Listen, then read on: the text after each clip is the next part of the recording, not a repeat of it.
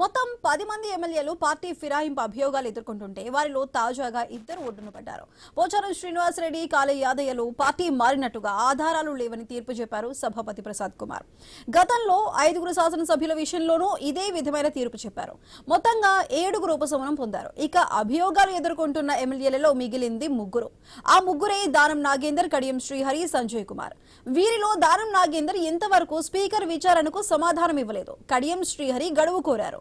సంజయ్ కుమార్ వివరణ ఇచ్చారు. అయితే ఈ 3పై ఎందుకు తీర్పు రిజర్వ్ లో ఉంచారు?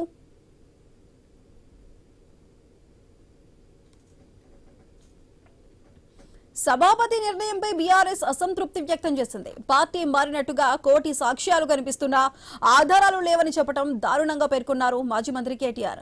రాజ్యాంగాన్ని పరిహాసం చేస్తున్నారని విమర్శించారు ఆయన. రాజకీయ ఒత్తిళ్లతో రాజ్యాంగాన్ని అపహాస్యం చేస్తున్నారని మండిపడ్డారు కేటీఆర్. సుప్రీంకోర్టులో విచారణలో ఉన్న తరుణంలో స్పీకర్ నిర్ణయాన్ని తీసుకున్నారనే వాదన కూడా ఉంది.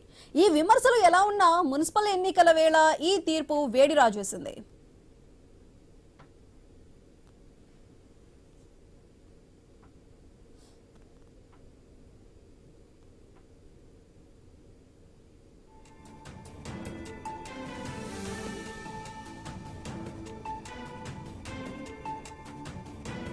మిగిలిన 3 ఎమ్మెల్యేలపై 2 వారాల్లోగా స్పీకర్ నిర్ణయం తీసుకోవాలని సుప్రీంకోర్టు ఆదేశించింది. పార్టీ ఫిరాయింపు ఎమ్మెల్యేల కేసుపై విచారణ 2 వారాలకు వాయిదా వేసింది. 4 వారాల సమయం కావాలని స్పీకర్ తరపు న్యాయవాది కోరటంతో సుప్రీంకోర్టు సీరియస్ అయింది. ఇప్పటికే చాలా సమయం ఇచ్చామని, స్పీకర్కు ఇదే చివరి అవకాశమని సుప్రీం ధర్మాసనం తెలిపింది. 2 వారాల్లోగా నిర్ణయం తీసుకోకపోతే కీలక పరిణామాలు తప్పవని హెచ్చరించింది.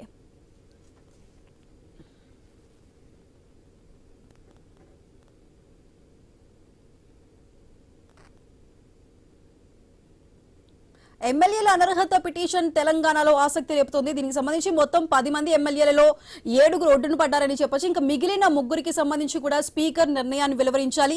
అయితే సుప్రీంకోర్టు కూడా స్పీకర్ కి 2 వారాల సమయం మాత్రమే విధించింది. దీనికి సంబంధించి అయితే ఈ అంశానికి సంబంధించి మరింత విశ్లేషణని మా కొలీగ్ శివాని కంటిన్యూ చేస్తారు. Shivani, over to you. Right, thank you Sudha. తెలంగాణలో ఎమ్మెల్యేల అనర్హత పిటిషన్ల ఇష్యూ రోజుకొక ట్విస్ట్ చూస్తున్నాము. ఈ డిస్క్వాలిఫై అయిన వారిలో 10 మెంబర్స్ ఉన్నారు మొత్తంగా. అరకిపూడి గాంధీ, తెల్లం వెంకట్రావు, గుడెం మహిపాల్, టి ప్రకాష్ గౌడ్, కృష్ణ మోహన్ రెడ్డి, దానం నాగేందర్, కడియం శ్రీహరి, పోచారం శ్రీనివాస్, సంజయ్ కుమార్, కాళే యాదయ్య. సో ఇప్పటి వరకు మనం చూసింది ఏంటంటే మొత్తం 10 మెంబర్స్ లో ఆల్రెడీ 5 మెంబర్స్ కి క్లీన్ చిట్ ఇవ్వడం జరిగింది. Speaker Prasad Kumar clean chit ఇవ్వడం జరిగింది. అండ్ నిన్న మనం చూసింది ఏంటంటే పోచారం శ్రీనివాస్ రెడ్డి అండ్ అలాగే కాళే యాదవ్ కూడా క్లీన్ చిట్ ఇవ్వడం జరిగింది. అండ్ స్పీకర్ చెప్పిన వర్షన్ ఏంటంటే వీళ్ళు పార్టీ మారినట్లుగా ఎలాంటి ఎవిడెన్స్ మనం చూడలేదు కాబట్టి, ఎలాంటి ఎవిడెన్స్ మా దగ్గర రాలేదు కాబట్టి వీళ్ళకి క్లీన్ చిట్ ఇస్తున్నామని ఇప్పటి వరకు స్పీకర్ చెప్పడం జరిగింది. సో ఓవరాల్ గా అయితే 10 మెంబర్స్ లో ఆల్రెడీ 7 మెంబర్స్ కి క్లీన్ చిట్ ఇచ్చేసారు కాబట్టి మిగిలింది ఇంకా 3 ఉన్నారు. దానం నాగేందర్, కడియం శ్రీహరి అండ్ సంజయ్ కుమార్. సో వీళ్ళ 3 విషయంలో ఎలాంటి తీర్పు ఇవ్వబోతున్నారు అండ్ వీళ్ళ 3 విషయంలో ఎందుకు తీర్పు ఇవ్వలేకపోయారు అనేది మాత్రం ఇంకా వేచి చూడాల్సిన అంశం అయితే మనం చూడొచ్చు. అయితే వీళ్ళ స్పీకర్ ఇచ్చిన తీర్పుని బట్టి బీఆర్ఎస్ పార్టీ అయితే అసంతృప్తిగా ఉన్నట్లుగా అయితే ఈజీగా కనిపిస్తుంది. స్పీకర్ అయితే వీళ్ళ 7 విషయంలో ఎలాంటి తీర్పు అయితే ఇచ్చారు, BRS is absolutely not happy with it అనేది క్లియర్ గా తెలుస్తుంది. అయితే ఇదే విషయం సుప్రీంకోర్టులో ఈరోజు విచారణకి వెళ్ళినప్పుడు స్పీకర్ తరఫున లాయర్ ఇంకొక 4 వీక్స్ వరకు మాకు టైం కావాలి వీళ్ళ 3 విషయాల్లో తీర్పు ఇవ్వడానికి అని అడిగితే, లేదు ఆల్రెడీ చాలా టైం ఇచ్చేసాము, ఇంకొక 4 వీక్స్ అయితే కుదరదు, హార్డ్లీ 2 వీక్స్ లో మీరు వీళ్ళ విషయంలో తీర్పు ఇవ్వాల్సిందేనని సుప్రీంకోర్టు స్పీకర్ కి చెప్పడం అయితే జరిగింది. సో చూడాలి నెక్స్ట్ 2 వీక్స్ లో అయితే మిగిలిన 3 విషయంలో కూడా తీర్పు ఇవ్వాల్సిన అంశాన్ని అయితే మనం చూస్తున్నాము. సో ఇదే అంశానికి సంబంధించి మాట్లాడడానికి ప్రస్తుతం మనతో పాటు జాయిన్ అవుతున్నారు కాంగ్రెస్ ప్రతినిధి పల్లె రామచంద్ర గౌడ్ గారు. సో రామచంద్ర గౌడ్ గారు, నమస్తే అండి. నమస్కారం అండి. మనకు తెలిసిందే అండి మొత్తం 10 మెంబర్స్ లో 7 మెంబర్స్ కి క్లీన్ చిట్ ఇచ్చేసారు, ఇంకా 3 ఉన్నారు. సో ఈ డిస్క్వాలిఫికేషన్ ప్రాసెస్ అంతా, ఈ తీర్పు ప్రాసెస్ అంతా పొలిటికల్లీ ఎలా చూడొచ్చు అంటారు? ఇది ఇప్పుడు కాదండి, సుమారుగా పాత రోజులలో ఇంతకు ముందు బీఆర్ఎస్ పార్టీలో కూడా ఎన్నో జరిగాయి. 36 మంది ఎమ్మెల్యేలను, ఎమ్మెల్సీలను, ఎంపీలను కూడా కలుపుకున్న రోజులు ఉన్నాయి. దాని గురించి సమస్య లేదు. ఈ రోజు వాళ్ళు చెప్పడానికి టెక్నికల్ గా కొన్ని చూపించడం జరిగింది వాళ్ళు. ఎందుకంటే వాళ్ళు మంత్లీలో వాళ్ళ శాలరీలో మెయింటెనెన్స్, పార్టీ మెయింటెనెన్స్ కోసానికి ఇప్పటికి కూడా డబ్బులు ఇస్తున్నారు అనేది రూఢిగా వాళ్ళు వాళ్ళ అకౌంట్ నుంచి వెళ్ళే డీటెయిల్స్ ఇవ్వడం జరిగింది. ఇంకోటి, ఎవరైనా రాజీనామా చేసినా కానీ స్పీకర్ పర్సనల్ గా వాళ్ళతో మాట్లాడతాడు. వాళ్ళు మాట్లాడినప్పుడు వాళ్ళ వివరణను బట్టి ఆ నిర్ణయం ఉంటది, ఏ నిర్ణయం తీసుకున్నా.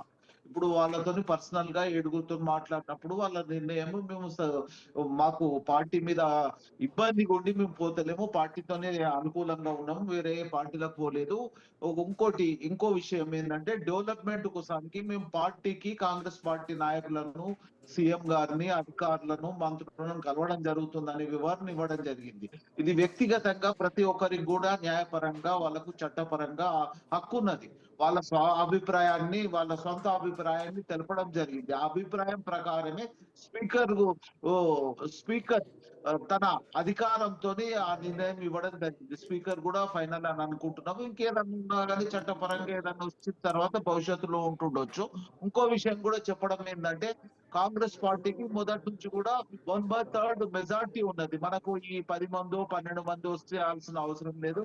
ఇప్పటికీ 60 మంది ఈ ఎమ్మెల్యేలు పూర్తిగా ఉన్నారు. కానీ వీళ్ళు వచ్చినా రాకున్నా కాంగ్రెస్ పార్టీకి ఏమి ఇబ్బంది లేదు.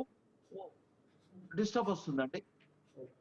ఓకే, రామచంద్ర గారు, ఇప్పుడు స్పీకర్ కాంగ్రెస్ చెప్పిన తీర్పు బట్టి మీకు ఓకేనా? స్పీకర్ ఏదైతే తీర్పు ఇచ్చారో దాన్ని ఎలా చూడొచ్చంటారు?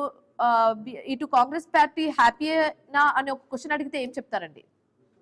ఇది నిజానికి ఆయనకు పూర్తి పవర్ ఉందండి. ఇది అసెంబ్లీకి సంబంధించింది. స్పీకర్ ఫైనల్ గా చెప్పుకోవచ్చు. ఆయన హక్కును ఆయన కాపాడుకోవడానికి పార్లమెంటు మనకు న్యాయస్థానము చట్టపరంగా ఆయనకున్న అధికారాన్ని వినియోగించుకున్నాడు. మీరు బయట ఎన్ని రకాలుగా మాట్లాడినా ఆయన పర్సనల్ గా 7 ఎమ్మెల్యేలతో మాట్లాడి ఆయన వాళ్ళ అభిప్రాయాన్ని బట్టి నిర్ణయం తీసుకుంటే అది సుప్రీం నిర్ణయం.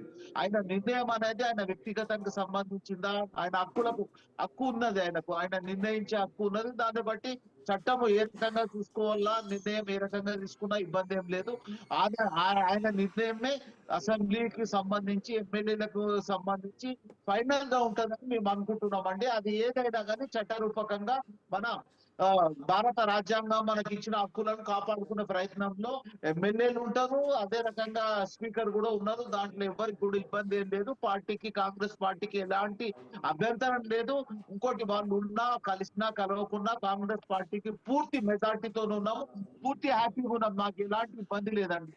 వాళ్ళు ఏ రకంగా ఉన్నా మాకు అంటే ఎక్స్ట్రానే ఉంటది, కానీ మాకు ఏదో వాళ్ళు వచ్చినాక మాకు కాంగ్రెస్ పార్టీకి బెనిఫిట్ ఉంటది అనేది లేదు. వాళ్ళు బయట ఉన్న ఒకటే, ఇలా వచ్చి అంటే కాంగ్రెస్ పార్టీకి బెనిఫిట్స్ అయితే ఏం లేవండి, కానీ స్పీకర్ ఇచ్చిన తీర్పు మీకు ఓకేనా అని అడుగుతున్నాము. స్పీకర్ వచ్చే బెనిఫిట్, గెయిన్ అండ్ లాస్ అనేది మీకు లేదు, కానీ ఆ తీర్పు కరెక్టా కాదా అనేది అడుగుతున్నాము. స్పీకర్ కు ఆయనకు పూర్తిగా రాజ్యాంగం కల్పించిన హక్కు ప్రకారం ఆయన నిర్ణయం తీసుకున్నాడు. ఆయన హక్కును అడిగే హక్కు చట్టానికి ఉంటదా లేకుంటే ఇంకెవరికి ఉంటదా అది నిర్ణయించాల్సింది. మనం అడగట్లేదండి, మనం ఆయనను అడగట్లేదు, we are not questioning him. But నేను అడుగుతుంది ఏంటంటే, ఆయన తీసుకున్న నిర్ణయం కరెక్టా కాదా అనేది నేను అది అడుగుతున్నాను. మీ ఒపీనియన్ లో ఏంటి? ప్రకారం ఆయన తీసుకున్నాడు అండి, ఆయనకు హక్కు ఉన్నది, ఆ హక్కు ప్రకారం తీసుకున్నాడు, సంతోషమే. అది ఆయన హక్కు ప్రకారం తీసుకున్నాడు, దాంట్లో ఇబ్బంది పడాల్సిన అవసరం లేదు. ఆయనకు రాజ్యాంగం కల్పించిన హక్కును ఆయన సద్వినియోగం చేసుకున్నాడు. ఆ సద్వినియోగంలో ఆయనను తప్పు పట్టాల్సిన అవసరం లేదు. ఈ కాంగ్రెస్ పార్టీ తరఫున స్వాగతిస్తున్నామండి. దాంట్లో ఇలాంటి ఇబ్బంది లేదు. మేము ఎందుకంటే స్పీకర్ తో సపోర్ట్ కొంటున్నాము, హ్యాపీ. దాంట్లో ఇబ్బంది పడాల్సిన అవసరం లేదు దానికి. ఓకే, సో ఈ చర్చలో పాల్గొనడానికి సెకండ్ మాట కూడా చెప్తున్నాం, వాళ్ళు ఉన్నా లేకున్నా కాంగ్రెస్ పార్టీకి ఏమి ఇబ్బంది లేదు. వాళ్ళు కాంగ్రెస్ పార్టీ వచ్చి కలిపి వాళ్ళ మెజార్టీ చూపించాల్సిన అవసరం లేదు. వాళ్ళతో మాకు ఎక్కువ కావాల్సిన లేదు. మాకు ఉన్న దానికంటే 100/3 కంటే మెజార్టీ ఉన్నది. కాంగ్రెస్ పార్టీ ప్రభుత్వానికి 5 సంవత్సరాల వరకు ఎలాంటి డోకా లేదు. భవిష్యత్తు గురించి ఆలోచించాల్సింది 5 సంవత్సరాల తర్వాత. అప్పటి వరకు అయితే కాంగ్రెస్ పార్టీకి వీళ్ళు వచ్చినా రాకున్నా, వాళ్ళు ఏ రకంగా ఉన్నా ఏమి ఇబ్బంది లేదు. మేము మాత్రము స్పీకర్ స్వాగతిస్తున్నాం, సంతోషిస్తున్నాం అండి. దాంట్లో ఏమి ఇబ్బంది ఏం లేదు. ఆయన హక్కులను ఆయన కాపాడుకున్నాడు, దాంట్లో ఇబ్బంది పడాల్సిన అవసరం లేదు. ఓకే రాజ్యాంగం కల్పించిన హక్కులను ఆయన సద్వినియోగం చేసుకున్నాడు. ఒక మేధావి, ఆయనకు ఇబ్బంది పడాల్సిన అవసరం లేదు. ఆయన నిర్ణయానికి ఎవరి ఫోర్స్ ఉండదు, ఎలాంటిది ఏముండదు. ఆయన వ్యక్తిగత నిర్ణయం, ఆయన స్పీకర్ హోదాలో ఏ నిర్ణయం తీసుకున్నా కాంగ్రెస్ పార్టీ స్వాగతిస్తున్నారండి. దాంట్లో ఇబ్బంది ఏం లేదు. ఓకే, సో ఈ డిస్కషన్ లో పాల్గొనడానికి మనతో పాటు జాయిన్ అయ్యారు కర్నె అరవింద్ గారు, బిఆర్ఎస్ నాయకులు. సో ఆయనతో మాట్లాడే ముందు క్వశ్చన్ అవర్ లో స్మాల్ బ్రేక్ తీసుకుందాం. Stay tuned.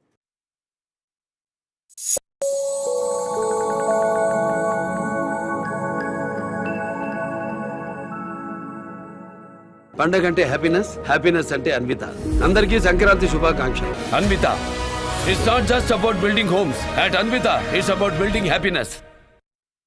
ఎవరిని రుద్దాలని మీ ప్లాన్? టాయిలెట్ ను. కానీ మనం డిటర్జెంట్ తో బట్టలు కదా ఉతుకుతాం. లేదు టాయిలెట్ నే కదా శుభ్రం చేస్తున్నాం. అయినా కూడా ఆలిపోయిన మరకలు. ఇప్పుడు కొత్తగా తలతల్లాడుతున్నా ఏమైనా? హార్పిక్ ఉందిగా, దీని చిక్కని ఫార్ములా డిటర్జెంట్ తో పోలిస్తే 10 రెట్లు ఎక్కువగా మరకలను తొలగిస్తుంది, వాలిపోయిన మరకలు తీసేస్తుంది. ఇంకా ఎంత మంచి వాసన. సరికొత్త టాయిలెట్ కోసం హార్పిక్ ఉందిగా.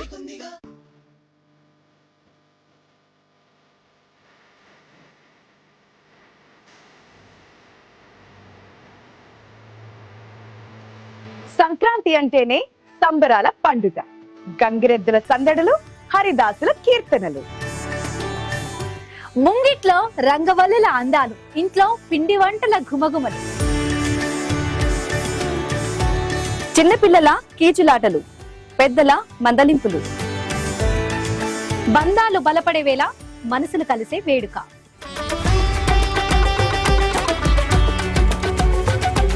గాలిపటాల గింగిరాలు, కోడి పందాల కోట్లాటలు, పొలాల్లో పంట పండిన ఆనందం, రైతు గుండెల్లో గర్వం, సంప్రదాయం శ్వాసగా, సంస్కృతి సంబరంగా, తెలుగుతనాన్ని మనసంతా నింపే పండుగ. అందుకే సంక్రాంతి ఊరు మొత్తాన్ని ఒక్క కుటుంబంగా మార్చే పండుగ. సంక్రాంతి శుభాకాంక్షలు.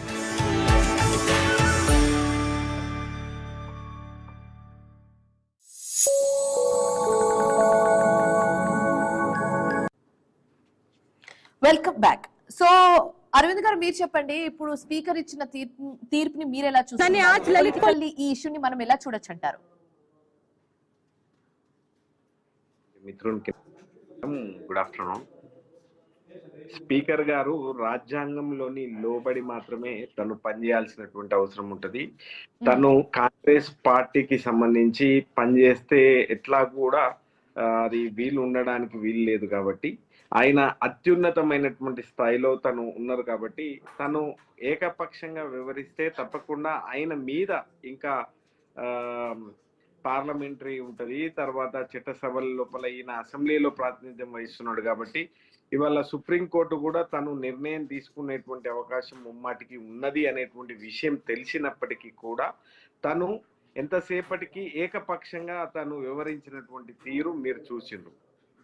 పార్టీ ఫిరాయించినటువంటి 10 మంది ఎమ్మెల్యేల గురించి ఇవాళ చాలా స్పష్టంగా తెలంగాణ రాష్ట్రంలో మీకు గత 2 సంవత్సరాల నుంచి మీరు ఇవన్నీ వింటూనే ఉన్నారు. వీళ్ళు అధికారం లోకి మేము ఎందుకు పోయినాము అని అంటే మా నియోజకవర్గానికి సంబంధించి మాకు నిధులు తీసుకురావడానికి గురించి డిస్కస్ చేయడానికి వెళ్ళి కలిసారు అంతే, పోయినాము అనేటువంటి విషయాలు పలుమార్లు వాళ్ళే ఒప్పుకున్నటువంటి నేపథ్యం ఉంది. అంతేకాకుండా వాళ్ళు స్వయంగా కాంగ్రెస్ పార్టీ కండువ కప్పుకొని వాళ్ళు వాళ్ళ నియోజకవర్గాల లోపల కూడా తిరిగినటువంటి నేపథ్యం కూడా మీరు చూసిండ్రు.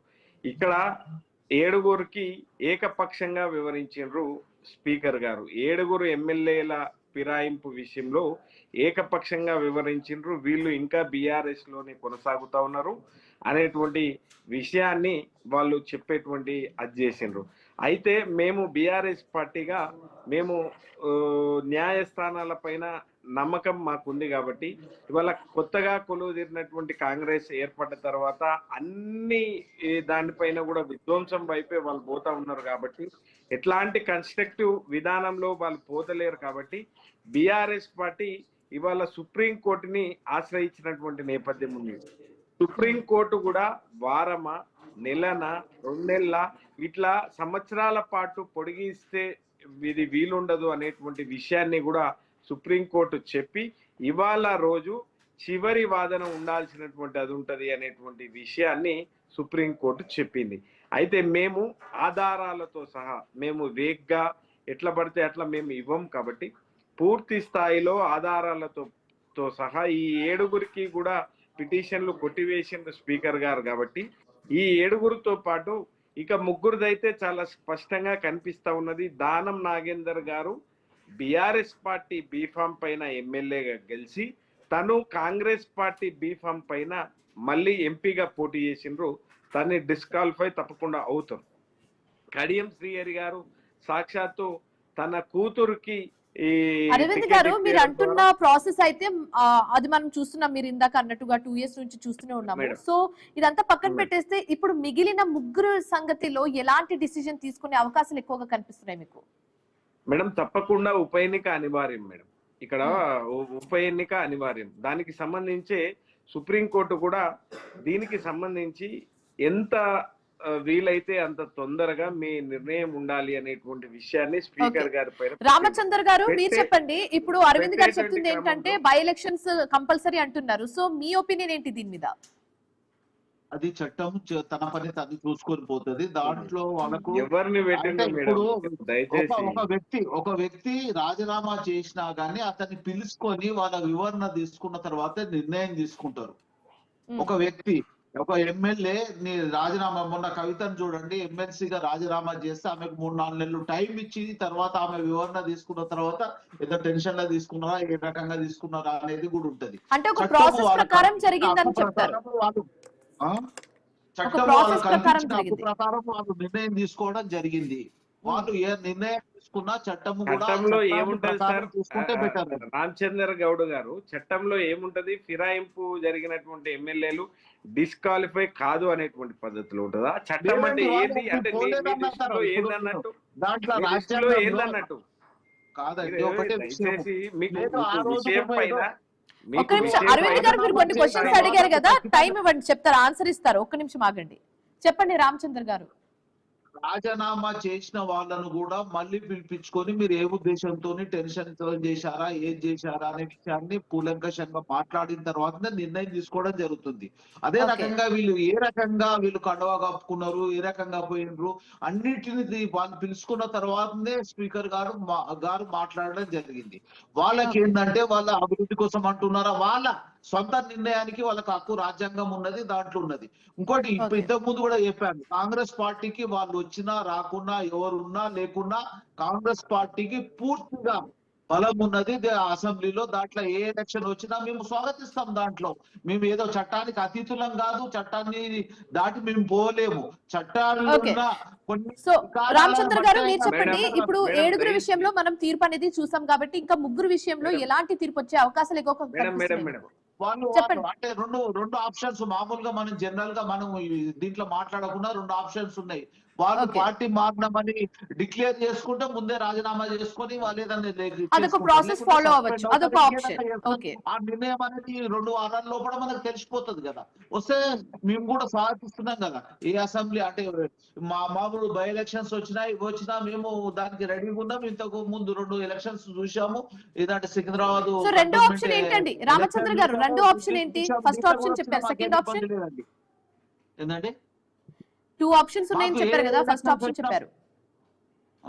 మళ్ళీ బై ఎలక్షన్స్ వచ్చినా మాకు ఏమి ఇబ్బంది లేదండి. దాంట్లో ఆలోచన బై ఎలక్షన్స్ వచ్చినా ప్రాబ్లం లేదంటున్నారు. అరవింద్ గారు మీరు చెప్పండి, ఏదో చెప్పాలనుకుంటున్నారు. మేడం ఇవాళ విషయం పట్ల పూర్తి స్థాయిలో అవగాహన ఉండాలి దయచేసి. నేనేమంటున్నానంటే, సరే వయసులో పెద్దవారు ఎంతసేపు చట్టం అంటున్నారు, చట్టంలో లోబడి ఏముంటాయి, చట్టం దాటి ఎవరు పనిచేస్తా ఉన్నారు, రాజ్యాంగం లోబడి ఏముంటది, రాజ్యాంగం దాటి ఎవరు పనిచేస్తా మీరు వివరించండి, ఏం మిస్ అవుతున్నారో చెప్పండి.